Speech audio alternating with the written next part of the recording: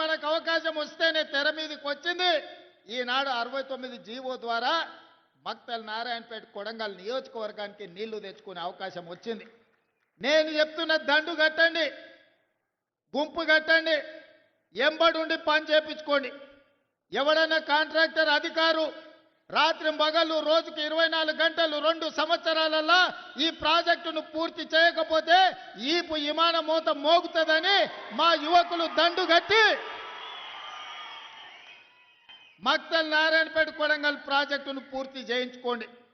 ఏ రాత్రి అయినా ఎన్ని కోట్ల రూపాయలైనా ఈ ప్రాజెక్టును పూర్తి చేయడానికి మీ సోదరుడు, మీ కుటుంబ సభ్యుడు, మీ పాలమూరు బిడ్డ తెలంగాణ రాష్ట్రానికి ముఖ్యమంత్రి ఉన్నాడు.